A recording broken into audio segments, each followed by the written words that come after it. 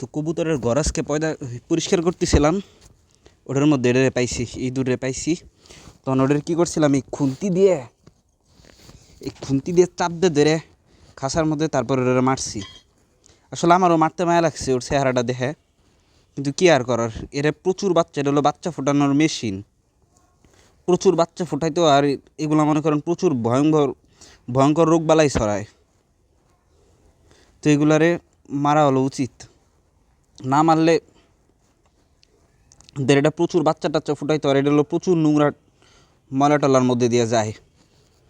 তো এটারে কী করবো, এটার অনেক টপের মধ্যে গাড়বো, একদম ডিকম্পোজ হয়ে টপের মধ্যে ডিকম্পোজ হবে। আর এটা শরীরে একটা সার হয়ে যাবে, মাটির উর্বরতা শক্তি বাড়বে। আসলে আমার কাছেও খারাপ লাগছিল এটারে মারা, বাট কিছু করার নাই। এটার যদি ছেড়ে দিতাম, এটা প্রচুর বাচ্চা টাচ্চা ফুটায় মনে করেন আর আলাদা ঝামেলা, গম টম ধান টান সব কিছু খায় ফেলাই দেয়। তাই এইসব ইঁদুরগুলা মায়া দেহে ছেড়ে দেওয়া উচিত হবে না, প্রচুর রোগ বালাই ছড়ায় এইসব ইঁদুর, খুবই ডেঞ্জারাস। তো যেটা মাটি খুঁড়ছি, কেউ কইতে পারেন যে এদের আপনি বাইরে কোথাও ছেড়ে দিয়ে আসতেন, বাট এটা বাইরে ছেড়ে দিয়ে আসা হলো নিজের বাড়ির আফত মাইনছির বাসায় নিয়ে ছেড়ে দেওয়া। তাই আমারও খারাপ লাগছে, বিনা কারণে কোনো পশু পাখি মারা উচিত না, কোনো কারণ ছাড়া কোনো পশু পাখি মারা উচিত না।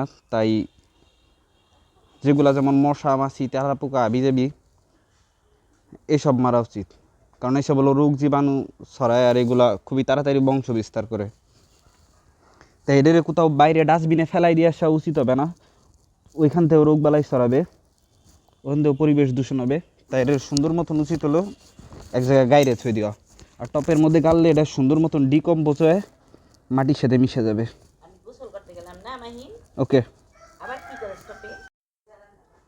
এটা মাটির মধ্যে গাড়ার পরে এটা সুন্দর মতন ভিতরে ডিকম্পোজ হয়ে সার হয়ে থাকবে, হিউমাস হয়ে থাকবে, একদম ন্যাচারাল সার। তাই কোনো পশু পাখি মারা গেলে বা এরকম ইঁদুর শিকে মারলে ডাস্টবিনে যা ফেলাই দিয়ে আসা উচিত হবে না, আইনে কোথাও গাইরে রাখতে হবে যাতে মাটি উর্বর হয়।